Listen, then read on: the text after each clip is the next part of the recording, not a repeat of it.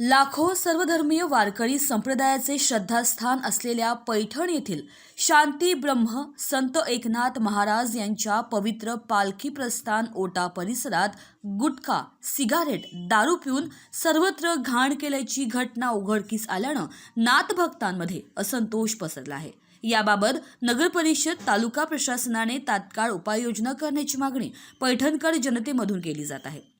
श्री क्षेत्र पैठण ते पंढरपूर आषाढी वारीसाठी संत एकनाथ महाराजांचा पालखी सोहळा शेकडो वर्षांपासून चालत आलेला आहे।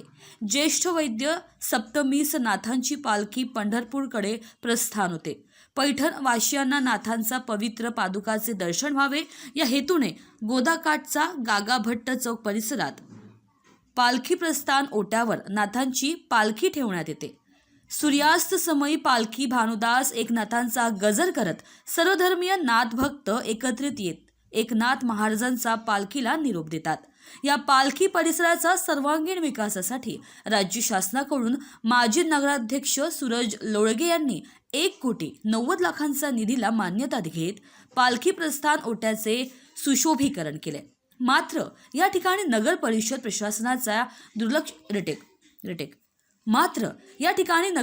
प्रशासनाच्या दुर्लक्षपणामुळे परिसरात विशेष करून पालखी प्रस्थान ओटा परिसरात सिगारेट, गुटखा, मावा खाऊन जागोजागी घाण केल्याचे चित्र उघडकीस आले आहे।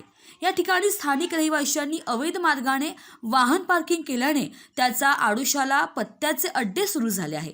या प्रकरणाकडे पोलीस व नगर परिषद प्रशासनाने तात्काळ उपाय करून या तडेरामांसह अवैध वाहन पार्किंगचा बंदोबस्त करण्याची नाथभक्तांमधून मागणी केली जात आहे। इंडिया न्यूज टीव्ही 24 करिता मनोज परदेशी, पैठण, छत्रपति संभाजीनगर। नागमनी 2025 प्रेजेंट्स रुपए और सिक्कों की सबसे बड़ी प्रदर्शनी अब नागपुर शहर में। Exhibition of coins end currency notes 24 to 26 January। Time 10 AM to 7 PM और entry free.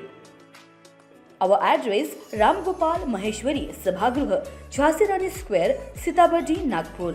Visit exhibition and get surprise।